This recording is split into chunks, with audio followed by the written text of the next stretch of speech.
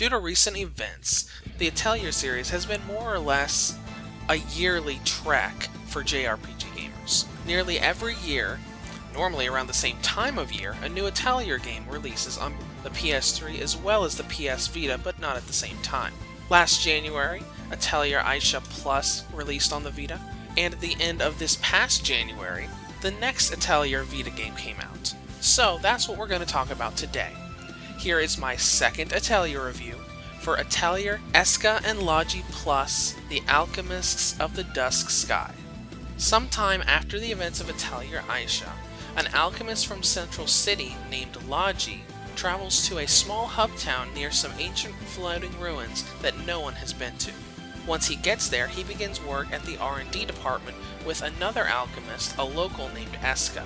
They start working together, making new items, traveling and investigating ruins, and pretty much anything else R&D requires of them. The story in the game is very different from past games for two reasons. The first reason is because of Logy. This game is the first time the Atelier series has had a male character as a main character. A lot of fans are very discontent with this, and if you are one of those people, you can always just start the game playing as Escha instead of Logy. The other is the way you progress the world map. In Atelier Escha, you were searching for your sister and traveling across the world. In this, you're basically coming in and out of this hub town for the entire game. It's not bad, but it's got a different feel to it. Like all previous Plus Atelier games before it, Atelier Escha Logy Plus is an enhanced port of the PS3 title of the same name.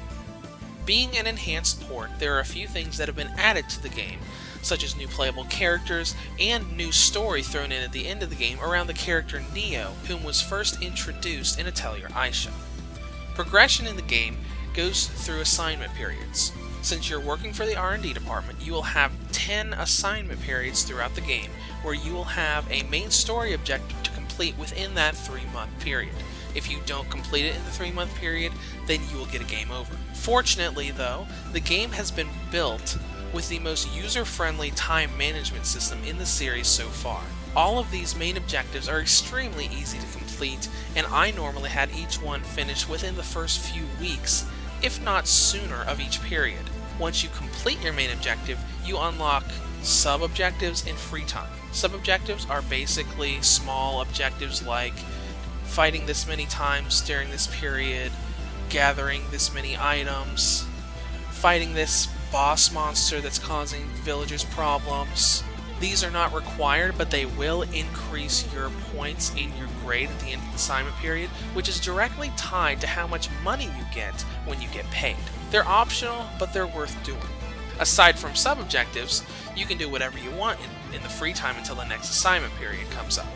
You could run around and fight through battles and explore dungeons.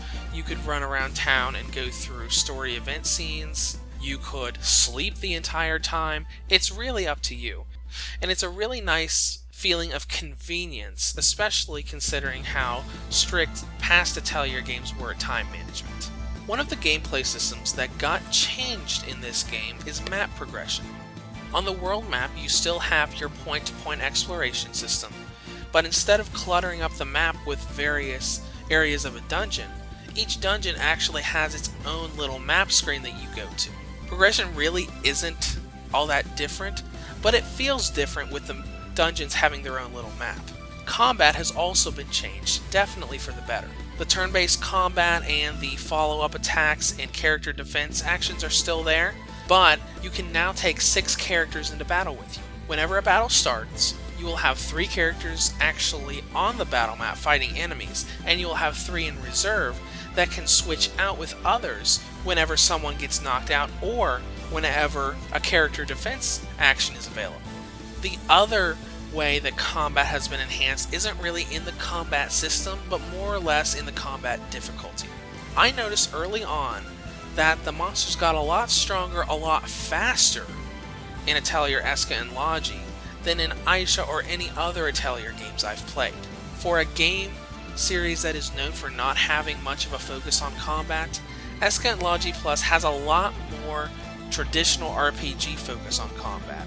It's not going to be a game completely about combat, but I would say it's back up to about half and half between exploration and alchemy and combat. Alchemy is the final thing that has been switched up this time around.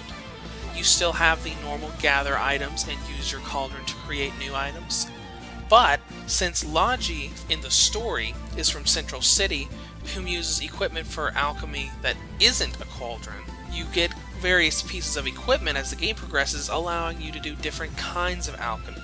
Escha can use the cauldron to make new items with normal alchemy, and early on, Logy will have the ability to use equipment to use his own form of alchemy to enhance weapons.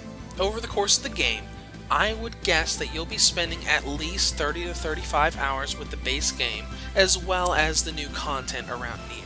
This is a good bit longer than Escha, which averaged around 25 hours instead of 30. I have no problems with the control scheme, so I'm going to go straight to the final area of this review, which is presentation. Visually, the game looks great. There is a ton of detail. There's not a huge difference between this and the PS3 version. And there are even a few improvements over the visual presentation of Atelier Escha Plus. That looked great, but there's a little bit more detail here. Performance is the thing that a lot of people are talking about and worried about. Atelier Escha Plus had some frame drop issues and some lag issues, especially running through towns and running through dungeons. Atelier Escha Logy Plus does have some frame jumps, but not nearly as bad. There will be some lag that you'll see running through some dungeons, and there's a lot of jumpiness in the frame rate when you're in battle and switch from one character's turn to the next. They're improving on the frame rate, but it's still there. The last thing I'll say is audio. As you may or may not know, only the English dub audio is in the base game, so you have to download the free 659 megabyte DLC if you want Japanese voiceovers. There's nothing wrong with the Japanese voiceovers, but just like the last game, the English dub is incomplete. There are tons of scenes that are voiced in Japanese but not voiced in English. If you're a fan of Japanese voices and not English voices, this isn't a problem. But if you're a fan of English dubbed, it's definitely something you'll want to know. Atelier Escha Logy Plus is the most user-friendly Atelier game to date. While it still struggles with its frame rate and incomplete English voice work, the system is definitely improving and is a worthy adventure for both Atelier and JRPG fans. Reviews to Go rates Atelier Escha Logy Plus an 8 out of 10. If you have any comments, please leave them below, or you can visit my site at www.reviewstogo.com.